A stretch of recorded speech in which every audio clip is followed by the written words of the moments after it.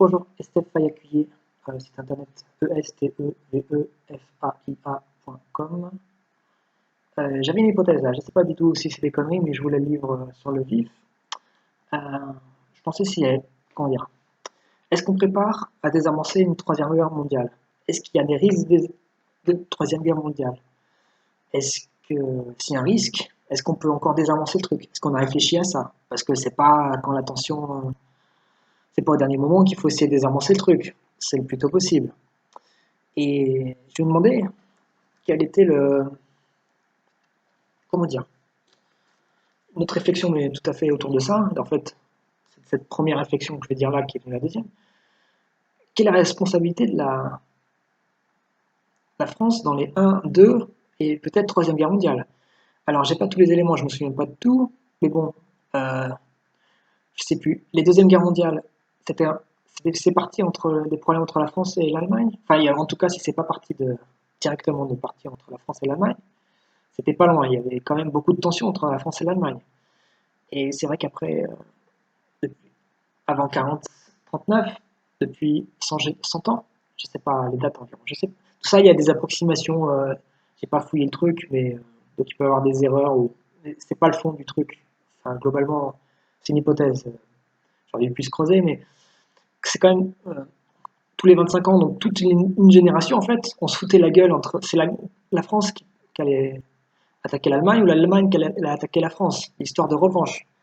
Et la France, elle n'est pas que victime de la Seconde Guerre mondiale aussi. Pour moi, elle est peut-être, comment dire, peut-être Hitler était responsable numéro un de la Première Guerre mondiale, la deuxième, mais la France était peut-être responsable numéro 2. Parce que si depuis 100 ans, elle forçait pas son peuple à aller combattre la guerre en Allemagne, ça aurait calmé le jeu aussi.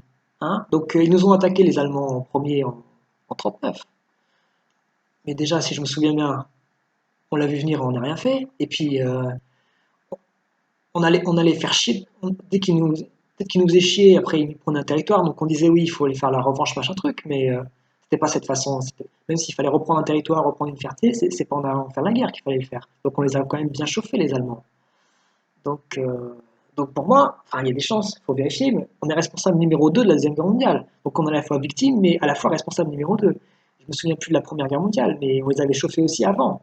Donc pour moi, la France est peut-être responsable numéro 2 de la Deuxième Guerre mondiale. Donc la France se place en pays de liberté, il y a 100 ans les pays des droits de l'homme, beaucoup de gens mal renseignés, et puis la France cultive aussi cette image, euh, considère la France comme un pays extraordinaire de droits de l'homme et d'avancée. Bon, si on a autant de cet argent et de cette richesse aussi en France, c'est parce qu'on a fait les colonies, c'est parce qu'on a tué des gens, exploité des gens, et ça, il y a beaucoup de gens qui s'en souviennent. Moi, je m'en souviens. Hein, la France, les richesses de la France et l'état actuel de la France, quand même lié à pas mal de merde. Et on le doit à l'Afrique, on le doit à toutes nos colonies. Donc, il ne s'agirait pas d'oublier ça. D'où vient notre supposée puissance? Et puis déjà, on a un pouvoir, et puis, mais c'est souvent du bluff. Hein. C'est souvent, on dit beau, mais derrière, on fait sale quand même. Il faut être mal renseigné ou manipulé pour croire ces belles légendes. Mais bon, un gouvernement, bien souvent, ça se contente de promesses ou de parades. Et si c'est la merde, bah, si ça sent bon, si vous avez mis du parfum ou vous avez peint la merde en doré, ça, la plupart du temps, ça suffit pour l'État français. Donc, pour moi, peut-être la France, ouais, est responsable en numéro 2 de la Première et la Deuxième Guerre mondiale. Donc, on peut se demander s'il n'y a pas une Troisième Guerre mondiale, si la France ne sera pas un responsable numéro 3, parce que la France n'a pas changé de comportement depuis 100 ans. Bon, elle est moins, ça a évolué, mais je pense que le monde a évolué. Mais regardez la France, elle disait le nazisme c'est mal. Le nazisme c'est mal, c'est pas la question. Mais je suis contre les nazismes, enfin contre les dérives qui ont été les nazismes. Donc je suis d'accord avec la France euh, quand elle dit que le nazisme c'est mal. Mais pourquoi je relève ce point? C'est qu'en Algérie, quand l'Algérie voulait être indépendante, qu'est-ce qu'on a fait là-bas? À peu près 30 ans après le nazisme, en vers 68, les événements, enfin, c'est du nazisme. On a fait du nazisme là-bas. 30 ans après, avec l'évolution qu'on a fait. Qu'est-ce qui se passait? Bon, pareil, je ne maîtrise pas le sujet. Mais comment dire? L'Algérie voulait être indépendante. Ben, on la laisse indépendante. Ok, on n'a on n'a pas voulu qu'elle soit indépendante. Donc, bon, ils avaient peut-être moins de moyens de financer ou je sais pas quoi. Donc, ils combattaient contre nous, contre l'armée française là-bas, Ils ne pouvaient pas combattre frontalement. Forcément, ils devaient faire de la guérilla, bien évidemment. Comme nous, quand l'Allemagne était, nous avions contrôlé notre territoire, on l'attaquait pas frontalement, on faisait de la guérilla. Et donc, qu'est-ce qu'elle faisait l'armée française? Quand elle était attaquée, elle savait pas qui l'avait attaqué. Donc, elle supposait qu'ils avaient eu un soutien d'un village. Donc, je crois qu'ils attaquaient des femmes et des enfants. L'armée française attaquait en représailles, tuait ou je sais pas quoi, des femmes et des enfants de ce village qui avaient rien. Mais elle savait pas que, même si un village avait soutenu, c'était pas tout le village, c'était peut-être certaines personnes. Et puis, ils avaient soutenu, mais ils avaient raison de soutenir. Enfin, je ne maîtrise pas le dossier, mais ils avaient raison de soutenir. Donc, l'armée française tuait des enfants et des femmes supposés innocents, sans procès ni rien. C'était ça, c'est du nazisme. Enfin, si on peut créer le concept du nazisme, enfin, ça ressemblait énormément au nazisme. Donc, on a été victime du nazisme. Et 30 ans après, on fait pareil. Donc, on ne peut pas critiquer le nazisme, finalement. C'est notre façon de fonctionner. On critique quelque chose, mais on est exactement pareil. C'est ça la France, c'est ça être français. Alors moi, je ne suis pas pour les attentats, mais en 95, moi j'étais à Saint-Michel. Je suis pas français parce que est-ce qu'on a le choix? Tu vis, tes grands-parents ont vécu, toute ta famille a vécu depuis 2000 ans dans un territoire, donc tu as une légitimité à y être. Et encore, pourquoi quelqu'un ne pourrait pas vivre dans ce territoire? Justement, si tu es là depuis 2000 ans, peut-être qu'il faut laisser la place aux autres. Hein. Mais ça fait 2000 ans que ma famille, et peut-être plus, est en France. Enfin, ça fait au moins 500 ans sur ma généalogie. Mais donc au moins 1000 ans. Et donc l'État il dit c'était français. Mais est-ce que j'ai le choix? Si j'ai pas le choix, il faut que je quitte le territoire. Donc c'est une prise d'otage finalement. Hein. Et en plus, je suis mineur. On m'impose ça mineur. Je peux pas, même pas me défendre. On dit t'es français, machin truc, sinon tu te casses. Mais la France, c'est la somme des gens. Donc moi je fais partie des gens. Et tu choisis ou pas faire partie d'un système. Et ce système est défaillant, tu veux pas. Et il est défaillant l'État français. Comme tous les États d'ailleurs, ils sont extrêmement défaillants, extrêmement dangereux. Enfin, que j'explique, mais c'est pas l'objet de cette, sera trop long cette vidéo. Et donc, j'ai pas le choix. Si je veux pas être français, si je veux pas prendre la nationalité française, déjà on me dit même pas que j'ai le choix. On croit que c'est une évidence là, comme si c'était une religion imposée, comme si ça ressemble vraiment à la royauté finalement. Je suis obligé d'être français. Ah oui, d'accord. Mais alors, au moins, je peux avoir différents systèmes d'État. Ça change rien de changer de président, parce que le système reste le même. Et la politique, finalement, elles sont assez identiques et tout méprisable et fonctionnel.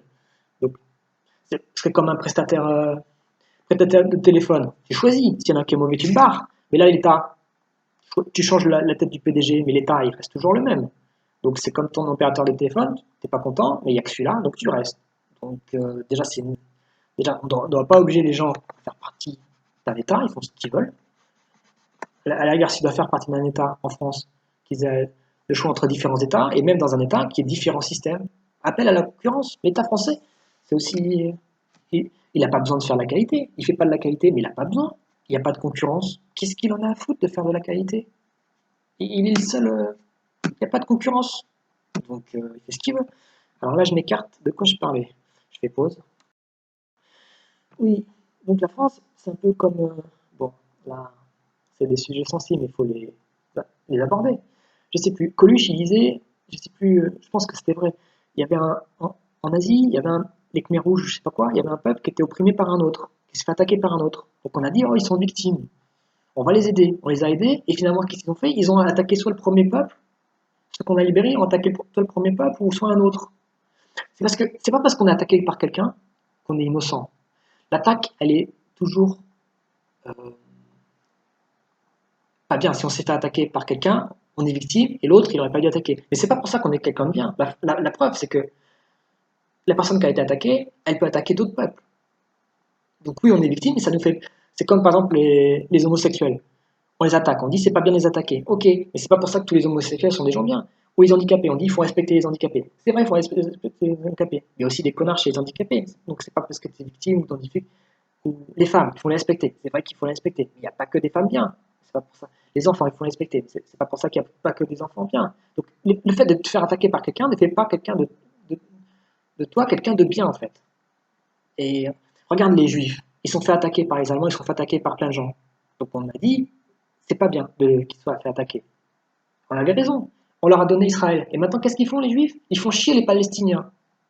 C'est comme nous, la France. On a dit on est des gens bien. Oh, on s'est fait attaquer par l'Allemagne, c'est des méchants nazis. Qu'est-ce qu'on a fait après avec l'Algérie? On a fait comme les nazis. Donc c'est pas parce que tu te fais attaquer par des gens que t'es pas quelqu'un de bien, que t'es quelqu'un de bien. Tu peux être aussi mauvais qu'eux et même pire qu'eux. c'est quelque chose d'indépendant. Le fait d'être quelqu'un de bien ou pas bien, et le fait de se faire attaquer. Parce que c'est pas que les gens mauvais qui sont attaqués. Et c'est pas que les gens mauvais, enfin, je suis fatigué, cette réflexion intéressante. Donc, moi, pour des risques de troisième, moi, il faut savoir, il faut éviter une troisième guerre mondiale, et il faut vraiment mettre sous contrôle surveillance l'Allemagne et la France. Là, je connais pas l'Allemagne, mais la France, pour moi, elle était responsable numéro 2 des deux guerres mondiales. Et donc, on peut se demander si elle ne sera pas auteur numéro 2 d'une troisième guerre mondiale. Ça fait deux fois qu'elle nous fait le coup. Donc il faut la surveiller. Et qu'elle passe pas pour un. Parce que là, on est diamétralement opposé. Elle est auteur numéro 2 et elle passe pour victime numéro un. Donc on est à l'opposé. C'est comme si tu fais passer le voleur pour c'est comme si. Comment dire. Un voleur se fait passer pour un flic. Un pédophile se fait passer par un psychologue, un soigneur d'enfants. Hein, on est là. La France se fait passer pour victime. Elle l'est aussi de la première et deuxième guerre mondiale, mais elle est aussi auteur numéro 2. Parce que pourquoi je parle de ça aussi? Je suis français et les Mayous, c'était les ancêtres de ma famille, il y a 100 ans. Ils étaient contre la guerre. C'est de là que c'est parti cette note. Les Mayous, ils étaient contre la guerre dans ma famille. Ils étaient instituteurs. Maintenant, il y a une école et une rue à leur nom. Moi, je veux bien plus. Et qu'est-ce qui se passait avec les Mayous? Ils étaient pacifistes. Ils ont fait 4 mois de prison parce que la France, le gouvernement français, ils chauffaient le peuple, ils disaient ouais, les Allemands, machin, il faut retourner à la guerre. Mais la famille, ils ont dit non, non, non, c'était des cousins d'une mère, d'une grand-mère, quelque chose comme ça. Ils ont dit non, non, non, il faut pas aller faut laisser tranquille les Allemands, faut pas aller en guerre contre eux. Ben, ils ont fait 4 mois de prison pour propos défaitistes. Ils ont écrit un livre, ils ont fait des trucs, il y a eu des démarches pour les protéger. Mais si on avait écouté, parce que le peuple, sans doute, enfin, à moins que le peuple soit con, et il l'est, mais il voulait pas forcément aller attaquer les Allemands. Mais c'est l'État qui l'a chauffé. Enfin, je sais pas comment ça s'est passé. C'est l'État qui l'a chauffé. Alors qu'un État, c'est quoi son rôle? C'est d'éviter des guerres. Et là, l'État, ça a été quoi son rôle? C'est de créer des guerres. Donc non seulement l'État n'était pas à sa place d'éviter des guerres, il était à sa place de créer des guerres. Il y a eu des gens dans le peuple, des leaders. Des leaders. T'es leader si t'as une pathologie mentale. Mais normalement, t'es leader parce que t'es révolté que les autres fassent de la merde, ils t'ouvrent ta gueule. C'est comme ça que t'es leader. T'es pas leader parce que t'es plus fort que les autres. T'es leader parce que t'es énervé qu'il y ait de la merde autour de toi. Donc mes instituteurs, peut-être c'était pas forcément leur problème, tout ça, mais ils sont vus qu'il y avait un problème, personne ne réagissait, ils ont ouvert leur gueule. Donc l'État, qu'est-ce qu'il a fait? Au lieu d'écouter, donc j'ai déjà dit, parce que là, il fait pas mal d'étapes de médiocrité. Au lieu de calmer les guerres, l'État, il crée des guerres, et il ne calme pas des guerres. Donc il est neutre, mais en plus, il crée des guerres. En plus, il y a des gens au niveau de son peuple, comme les Mayous, qui sont contre la guerre, et eux, ils les foutent en prison. Parce que si on avait écouté les Mayous, hein, on aurait peut-être calmé l'Allemagne. Donc on aurait peut-être euh, parce que des gens comme les Moyous, dans ma famille, il y en avait depuis plus de 100 ans. Donc si on avait calmé le jeu peut-être depuis 100 ans, on aurait peut-être évité les deux guerres mondiales. Hein. Donc là, on parle de l'État français, qui crée deux guerres mondiales et qui se fait passer pour des victimes, qui crée en position numéro 2 et qui met en prison des mecs de ma famille. Et moi, ça a eu une retentissement. Parce que, comment dire, là, ils étaient en prison parce que c'était des gens qui étaient au-dessus du système. Parce que normalement, tu vas en prison, tu peux aller en prison. On pense toujours à une raison d'aller en prison, d'être en dessous du système, d'être voleur, tout ce que tu veux. Mais aussi si tu es au-dessus du système. Parce que la morale est toujours au-dessus du système. Et la morale essaye toujours de rattraper le système. Non, le système essaye toujours de rattraper la morale. Mais la morale a toujours un temps d'avance. La vraie morale, la vraie qualité, pas la morale de merde. La vraie morale est toujours en avance. Donc le système doit réagir, doit être très rapide pour essayer de suivre au plus la morale. Mais il est très lent. Et donc les gens comme les ancêtres les Mayous, qui sont pertinents, qui, eux, comment dire, ils ne suivent pas un système, ils suivent la morale, ils suivent le bien et le mal. Parce qu'un système, il va condamner des choses qui sont bien, par exemple, et il va encourager des choses qui sont mal. Mais le système est en dessous de la morale. Mais les Mayous, ils suivaient la morale. C'est pour ça qu'ils ont dit merde au système. Ils ont d'abord réussi à essayer de négocier avec l'État. Mais tu ne négocies pas avec l'État. Moi, j'ai essayé de négocier avec l'État. Parce que mon père m'a transmis cet héritage. Il m'a dit, là, l'État, il est bien, ok. Là, l'État, c'est de la merde. Il n'est pas d'accord. Sauf que l'État, mon père, qu'est-ce qu'il faisait? Il en parlait à nous. C'est pas moi qu'il fallait dire ça. Il m'a appris. Mais c'est à l'État qu'il fallait gueuler. Moi, j'ai gueulé à l'État. J'ai envoyé une lettre gentille au président. Je lui ai dit ça, il y a des problèmes. Et elle n'a pas répondu. Je l'ai relancé 10 fois. Il n'a pas répondu. Bon, après, je lui ai dit, va te faire foutre. Et au bout de 10 fois, si tu me réponds pas, si tu fais de la merde, tu me réponds pas, non seulement là, tu fais de la merde, 2, tu réponds pas à ma lettre. 3, tu réponds pas à 10 lettres. La 11e réponse, c'est va te faire foutre. Parce que, comment dire, l'État, ça n'existe pas. C'est un prestataire de service, c'est un intermédiaire. C'est le peuple qui a le pouvoir. Le peuple, il veut et il peut à la base. Il veut, ça veut dire il fait le choix. Et il peut, il agit. Sauf que maintenant, il veut, mais il a mis l'État, c'est l'État qui agit. Sauf que l'État n'agit pas. Donc c'est la merde. Donc on a donné notre... L'État, c'est juste un... Il agit en notre nom, l'État. Et comment dire? Sauf que l'État, par exemple, euh, quand on parle de la France, si c'est une victoire, même si c'est Ariane 5 ou si c'est quelque chose de beau, tout ça, le peuple va dire ah oui, oui, c'est nous. Même Ariane 5, c'est peut-être, bon, l'exemple n'est pas si bon, Ariane 5, c'est peut-être 1% des Français. C'est des ingénieurs, c'est pas la France, c'est 1% des Français. Ça ne représente pas la France. Les gens, ils vont dire ah oui, oui, ça c'est la France, on est grand, on est franc, on est grand. Mais ça représente qu'1% de la France. Mais les gens, comme c'est un succès, ils disent oui, c'est nous la France. C'est comme une équipe de foot. L'équipe de foot, c'est 1% de la France. Mais ils disent ah oui, oui, la France a gagné, c'est nous. Par contre, par exemple, un État qui crée une guerre, mais le peuple n'a pas gueulé. C'est le... Bon, c'est l'État qui. Cet exemple aussi n'est pas super bon, mais un État qui crée une guerre. La France dit ah non, les Français disent non, non, on voulait pas ça, c'est pas nous, c'est pas nous. Ils disent oh, c'est pas nous. Mais non, c'est le peuple qui aurait dû résister. Peut-être 99% du peuple était contre la guerre. Donc c'est lui, il aurait résisté contre l'État, l'État aurait flanché. Donc cette guerre, elle a 99%, le peuple est à 99% responsable, et là le peuple dit que c'est pas nous. Donc parce que c'est quelque chose de pas beau, au nom de la France, mais c'est quelque chose de pas beau, il dit que c'est pas nous. Donc quand c'est à 1%, quand c'est une victoire qui est due qu'à 1% de la France, il dit ah oui, oui, c'est nous. Et quand c'est un truc pas beau que fait la France, mais qui est responsable, qui est dû à 99% des Français, là les Français disent c'est pas moi, c'est l'État. Donc en fait, déjà la logique, c'est bien comme bien souvent, la logique est conne, mais en plus, quand tu regardes vraiment en détail, elles ne se respectent pas les mêmes. Donc il n'y a même pas de logique, c'est juste du baratin. Qu'est-ce que je disais? Donc oui, pour moi, la France, il faut la surveiller si elle ne va pas nous créer une troisième guerre mondiale, en numéro 2 ou en numéro 1.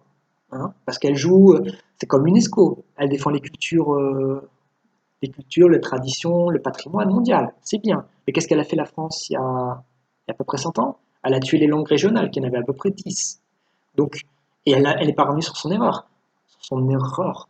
En Norvège, il y a un peuple qui est au nord, qui était bien, là, bien avant les Norvégiens. L'État norvégien, il a détruit leur langue et leur culture.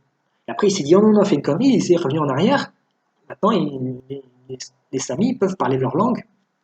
Et l'État, il fonctionne à la Louis XIV. Parce que l'État en Norvège, bon, je ne maîtrise pas le sujet, mais ils sont plus égalitaires. Il n'y a pas de chef, machin truc, c'est plus presque communiste. C'est tous pareils, pas de.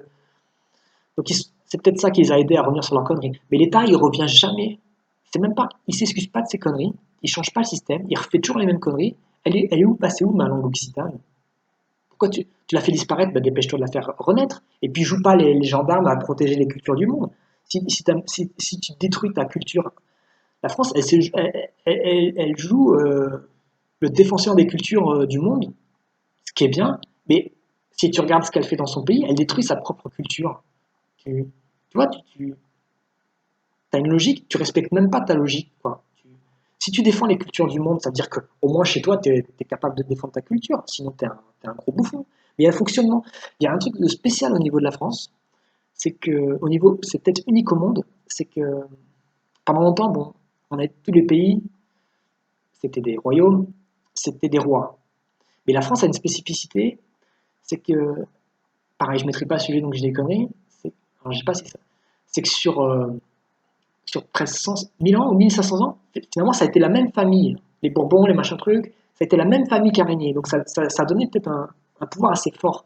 Et en plus, la France c'est l'île de France. Par exemple, moi je viens d'Occitanie du Sud, le pouvoir était vachement plus divisé entre euh, les héritiers et les descendants. C'est pour ça qu'on a moins résisté quand l'île de France est venue nous attaquer, parce qu'en île de France, c'était quand il y avait un roi, il donnait peut-être 90% de son héritage à un fils et les 5 ou 10% aux autres fils. Donc le pouvoir était très centralisé. Et quand tu veux faire une guerre, bah, si le pouvoir est qu'un homme, plutôt que c'est vachement plus facile que si le pouvoir est. Donc là, mais ça c'était la royauté. Et maintenant, on est un État qui finalement ressemble à Louis XIV. C'est quelqu'un qui fonce, qui fait n'importe quoi, qui revient pas à ses erreurs, Ça ressemble vraiment à une royauté. Mais qu'est-ce que vient faire la royauté maintenant en 2020? On a un système de royauté. Voilà. J'ai plein de trucs à dire, mais je pense que c'est déjà pas mal.